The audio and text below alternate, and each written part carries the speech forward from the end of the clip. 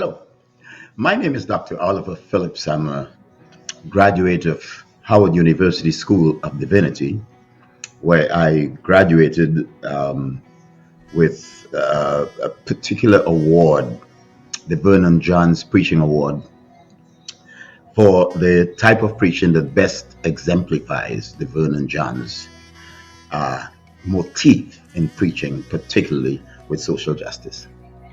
I I'm having the great opportunity to be on the faculty for the Epps School of Ministry in Cedar Hills, Texas. It's a great school. I have looked into this school for the past 18 months, and I have found this school to be very credible. And I am just grateful that they have accepted me on the faculty for that great institution. I will be teaching homiletics, and I wanted to put a plug in for my course, which will be starting next month. Homiletics, Introduction to Homiletics. Sisyphus, a character in Greek mythology, angered one of the great gods and was condemned to pushing a stone up a hill for eternity.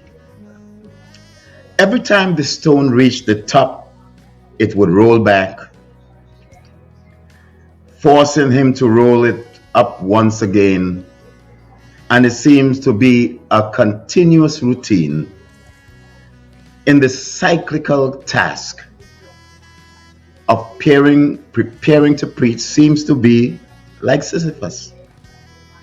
So oftentimes, when you think about all the work that's involved in the preparation, preachers themselves often ask the question, is it worth all this effort? Does preaching really matter? Does the average parishioner expect the preacher to be a Billy Graham, a T.D. Jakes, a Martin Luther King? Is it not the case that there are just some people who seem to be born to preach? A person whose preaching is better by nature than ours. Is it because of practice? And are we making too much of effective preaching? Isn't preaching just one of any other things that people look for in their minister? All these things could very well be true. But a Time magazine article recently reported that the number one question that parishioners usually ask on committees that are searching for a pastor is this one thing: can he preach? Can she preach? This seems to be a dominant theme. I want to say at the outset that beware of anyone who presumes to have the final word on how to prepare a sermon. We should also be aware of anyone who thinks that preaching cannot be discussed, cannot be criticized, cannot be improved. Any exercise that is engaged in so widely and for so long among such diverse circumstances and with such varied levels of approval, appreciation, effectiveness, begs to be examined. We should be able, in some sense, to say that preaching is done well or it is done poorly, and to comment on how to improve on our preaching. This seminar that I will be teaching at the Epps School of Ministry on the Introduction to Homiletics, beginning on the 15th of April, is a corrective. There are some glaring problems that I have discovered in preaching that is taught in our seminaries that I have a personal problem with. Too much time is devoted to the exegesis of biblical texts than they do to the exegesis of congregations and the context in which the congregations reside.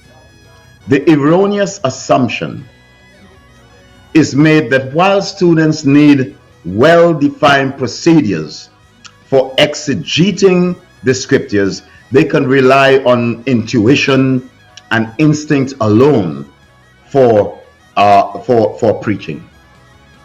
They prepare, I find, that there are three errors that young preachers make. Number one, they prepare generic sermons for generic humanity that never truly become enfleshed in the real life situations of particular congregations.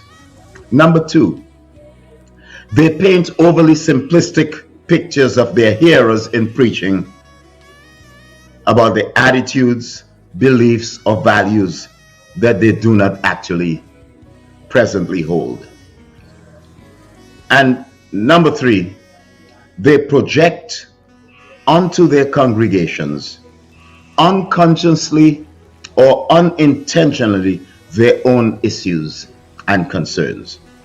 I think Fred Craddock was right when he said, however we may define preaching or the Word of God, it is one thing that you have to say about preaching at the conclusion of the sermon is it is fitting.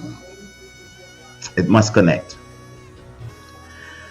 So my course is about stop preaching, communicate, the power in the pulpit.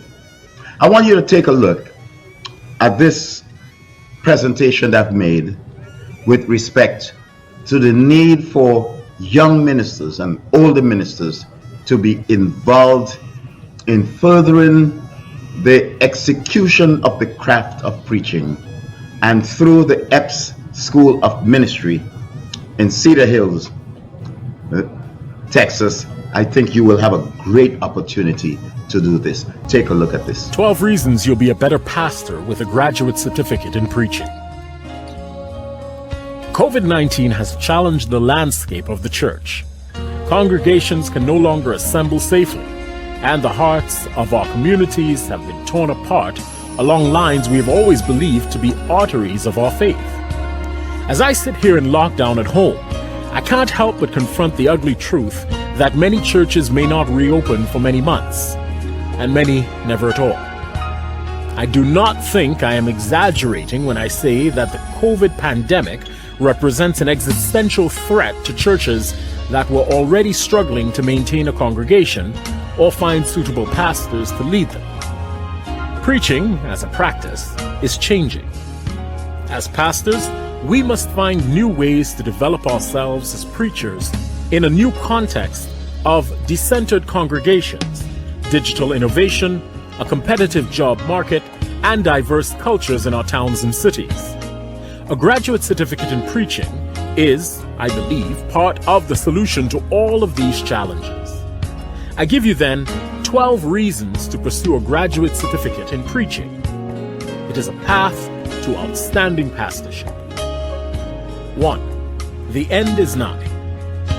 The Roman philosopher, father of Stoicism, Marcus Aurelius, knew that in despair we must let go of what we can't have and actively embrace what we must do. I say to you that a graduate certificate in preaching is a meaningful positive response to the challenges that face our church. Shorter than a full graduate degree, a certificate is something that you can finish quickly. I do not think we are in a time for complacency, so there's a lot to be said for a certificate in preaching that you can begin and end within a few months. 2. The show must go on. When I began as a preacher, my biggest worry, and this worry did turn out to be well-founded, was that I would struggle to be taken seriously by my congregation, that I would crumble when it went badly on Sunday, and that I didn't have the tools to manage all the little things that go wrong. I was lucky. I had seen many great preachers, and I had many great examples from whom I could learn the subtle art of what to do when a child vomits in the aisle, or the matriarch of the congregation's biggest family scoffs at my homily. A graduate certificate in preaching is a font of such experiences springing from a single place. You don't have to be as lucky as I was. You can learn from the experiences myself and others have had. And of course, an academic setting is a chance to share your own wonderful experiences for the benefit of others. 3. Letters after your name. Charity and generosity is a virtue, but competition is a reality. I would never be naive enough to think that I am not competing with other pastors and their skill in preaching. Churches have choices in who they give the responsibility of preaching to their congregations. So having that competitive edge, a graduate certificate in preaching, letters after your name, makes you stand out from your fellow preachers. If I were given two similar preachers and one had taken the time to pursue their own intellectual development and the other had not, I know who I would choose. 4. You deserve it. Have you ever walked into your employer's office, asked for more money, and been told to justify why you should have it? I have. And it's not an easy question to answer. So many things in preaching and pastorship are subjective, ethereal, personal. But a qualification is a cold, hard fact. And nothing negotiates quite as well as facts. 5. Respect is earned. I have learned over the years that credibility is the currency of good preaching. You need to be credible in their hearts as a man of God. You have to be credible in their eyes as someone they see in their community. You must be credible in their minds that the words you speak are true. Academic credibility comes hand in hand with graduate learning. While a full master's or doctorate may not be for everyone, a graduate certificate in preaching is much more accessible, but it still confers much of the same respect upon you. 6. It's not what you know. When I hear business people talk about networking, a small part of me cringes every time. There is something so mercenary in the term that it seems antithetical to my role in the church. But I do believe it is essential. I call it community. I call it connection. I call it collaboration. These wonderful resources are so much more accessible to you while pursuing a graduate certificate in preaching and will stay with you your whole career. 7. Change is the only thing that stays the same. I am often told that preaching is like riding a bicycle. What people mean is that you can't learn it in school. They think you can only learn preaching at the pulpit or in the congregation. This is tempting, but they are wrong. You go to Juilliard to study music because we are, as humans, greater than the sum of our parts. When preachers past, present, and future congregate, something magical happens. This is why a graduate certificate in preaching, and indeed why the graduate work that may follow, will make you a better preacher than someone who has not taken this step. 8. Culture is bigger than all of us. I passionately believe that we must not try to change our culture to be a Christian, but that we should change Christianity to fit our culture. Only in this way can we restore congregations through preaching that is relevant and engaging, spending time mixing with students and teachers from all walks of life, all nationalities and backgrounds, is a very effective, let's say an essential element to being an excellent preacher. 9. The tree of knowledge. If there's one thing I know about people, it's that they don't all grow the same and get to the same heights the same ways. Some people have the privilege of 5 or more years of uninterrupted education, but many do not, even though they have the academic potential. But a graduate certificate in preaching should be seen as a rung up on the ladder. Maybe you can take a certificate now, and maybe you can build that into a diploma later, and eventually a master's degree. 10. Fail to prepare, and you prepare to fail. I do not have to remind you that these are volatile times for the church. There's no longer the security that there used to be in being a pastor. It is no longer a guaranteed job for life. As pastors, we must proactively prepare to confront the change COVID and cultural changes are bringing. We all want security in our jobs, for ourselves and for our families. A graduate certificate is a differentiator that makes you harder to let go of and easier to hire. 11.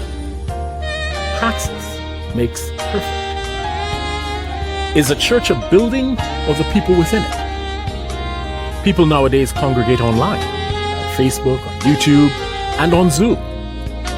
I believe as Christianity adopts the culture of America, preaching will take on many new and fascinating forms.